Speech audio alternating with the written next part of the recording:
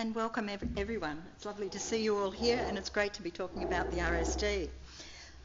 So to contextualise the work of students in adapting the RSD so that it would speak to students, this is just a little bit about the course. As Kristen said, it's design, graphics and professional practice. It's fully integrated, it's complex, it's multi-layered, and it's a core first year mechanical engineering course. And you can see the things that it introduces students to. So the course grounding itself is situated in active inquiry-based learning. It's grounded in socio-cultural constructivism, but importantly it's heavily influenced by Ferrerian concepts of democratic learning, in which the learner is the subject of the learning, and the learning takes place more effectively when the student has control and is autonomous in the direction of the learning that's set. Okay, it's also informed by Meziro's theory of transformative learning, which, as we know, is when learners make the shift from their psychocultural preconceived ideas of how to learn into more adult forms of learning. So it's quite a challenge for first year students, and it's quite a challenge for the educators within first year.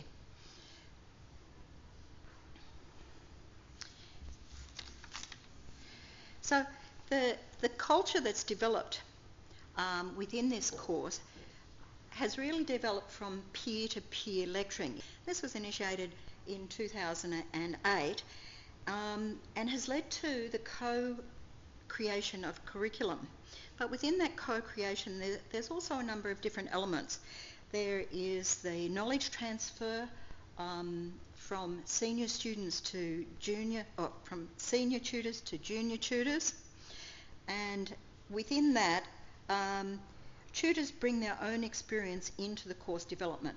So the junior tutors come in as second years, and they bring experience of their first years, within their first year of learning within this course, and they're able to add to the development of the curriculum and the approaches and exercises that we use. Here in these photos, there's two aspects that they're involved in. On your left, the experienced tutors here are devising the design, graphics and professional practice design project for this year. And for this year, it was a human-centred design that addressed the needs of residents along the Ciliwung River in Jakarta, those residents being subject to continual flooding. On your right, you see an image of part of the tutor selection process, and the tutor selection process has developed in such a way that the experienced tutors take a large amount of ownership in that process themselves. In 2012, the tutors were introduced to the Research Skills Development Framework, and this began an extraordinary journey. The journey involved the development of the Optimising problem-solving framework, but it also was cognizant of the engineering method. What developed from that were a number of issues, but they centred a lot around the developing of the OPS framework. Here's the framework as it began to develop in 2014, when students were challenged to make the RSD speak to students and also to speak engineering. So this is the first iteration, and you can see by the various handwriting on there that there was a lot of contributions from different tutors being added to that framework. The current Optimising problem-solving framework is much more sophisticated, but developed from those first initiatives. And what's interesting about this framework is that it does meld the engineering method, does meld the student and the tutor experience of learning in engineering, and regardless of where the students enter into the Pentagon, regardless of how they travel through or across the Pentagon, the importance for engineering students is the centre being problem definition and specifications. So the tutors came up with a saying that really appeals to first year students, and that is, when in doubt, return to the centre. I voted to change that tagline to when in a diddle, head to the middle, but we didn't get that far. So with that framework developed, we needed a way to deliver the content and convey those ideas to students. And there were two main points. One, how to use ops, and two, why is it useful? So we had two sorts of lectures which we delivered. John Willison gave a lecture introducing to students that their natural problem-solving processes are already reflected in the ops framework. So as junior tutors, we received a version of that from our senior tutors. The scenario was we were contracted to design a thermal sensor for the International Space Station, and we had a 2-line brief. So that was not complete. Our task was to brainstorm questions to tease out that problem and address all the elements of it that would come up. And at the end, all our questions were collated on the board in a deliberate grouping, and it was revealed that the categorization of that was the ops framework. So it showed that the way we normally think is reflected in that framework. On the other hand, Sarah, a former tutor, talked about her time in India at a design summit, where she did a problem solving for a local Indian community, and basically had to find some aspect and some solution to improve the lives of the villagers. So she talked through her process from gathering information, speaking to local women, prioritizing areas for improvement, refining a solution, and then presenting it to the community. But what was special is she talked through that journey in the context of ops, and she highlighted two important things. That journey is non-linear, and you can return to stages and go back and forth. So this is how we deliver it to students. Next, we need a way to implement that and give them a chance to use it. So one activity that we've been trialing is the puzzle scenario. Basically, we create a situation where there's a number of people on a street, they have different colored houses, they drive different vehicles, etc. And that information is then broken down and fragmented. So each student gets a small piece of the puzzle. For example, they'll get Bob has an owl at his house and Mary lives next to a barn. And so as a team, they have to take their small piece of information and work together to rebuild the scenario. The activity is fun, but the purpose of it is the feedback session at the end. So there are two things that we address.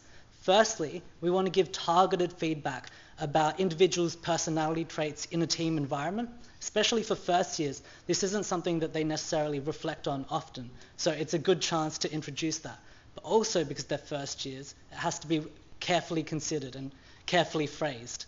Secondly, we help them to recreate what Sarah did, retrace their journey and guide them to reflect on the stages of their problem-solving process so they can find a journey through ops. We build on these sorts of activities reflecting on ops, so we scaffold them through various situations and help them develop their breadth through variety, and also increase the complexity of their thinking. So we also have a problem-solving activity where they have to, for example, design a long-distance headgear for traveling through snow. And then another activity we introduce, we force students to consider ops at the outset. So for 15 minutes, they're not allowed to jump into the problem, which is sort of the natural instinct for engineers, particularly students. And this is one of the original purposes of developing ops, making sure students focus on the problem and address that fully and plan it before jumping right into it. So here we have a blind drawing exercise. The team's divided into two and separated by a physical barrier. One half of the team is given a complex mechanical object like a disc brake or an actuator or something, and they have to communicate it verbally using non-technical language to the other half of the team who can't see the object. And the other half have to do their best to draw it in three perspectives. So based on those delivery methods and the activities we use to give them a chance to enact it, there's a few reflections we've drawn upon. With the two initial lectures, they address two common student hesitations. One is that ops might be perceived as very general and not prescriptive or explicit enough to be useful. But what we show through the John lecture is that it's reflective of their natural engineering process, but it takes collective thought. So all the contributions from all the students in the room are used to build that problem-solving process. So when they return to a problem, an open-ended problem, they can think about facets that they wouldn't normally consider as an individual. On the other hand, students might think that the nature of a framework is to some extent restrictive. So what we show through Sarah's lecture is that it can be used in real life engineering for really open problems to develop actually creative solutions. Another aspect of the tutor environment which Dorothy touched on is the formation of that puzzle activity. So initially it was given to us as junior tutors from our senior tutors. And there were a few issues we identified with the way it was run, with the way the feedback was given, and with the focus of it. It was only to address that identifying the problem issue first. So we weaved into an ops narrative into it as junior tutors and then passed that on. So that's like really reflective of the co-create environment we have as tutors in this course. And the knowledge transfer from senior tutors to junior tutors and through students.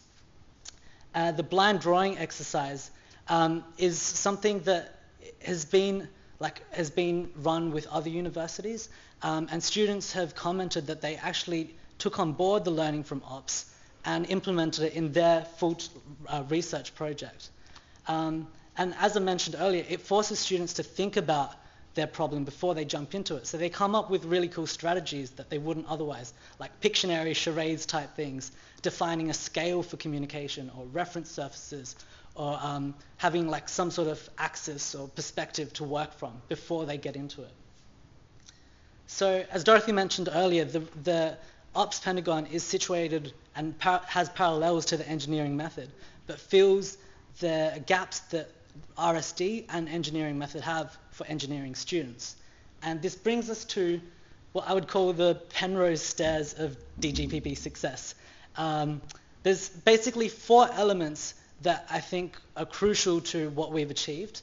And the nature of them is each element or each platform supports the other. So the research skills framework is a crucial element. It also student willingness to engage in peer learning and be receptive to that sort of teaching. Having the knowledge transfer through the tutor team and that co-creation environment, which I mentioned for the puzzle activity. All of these 4 platforms help promote other platforms and help create what we've achieved. So this is a sort of model that's probably open for critique and might prompt some discussion. Yeah.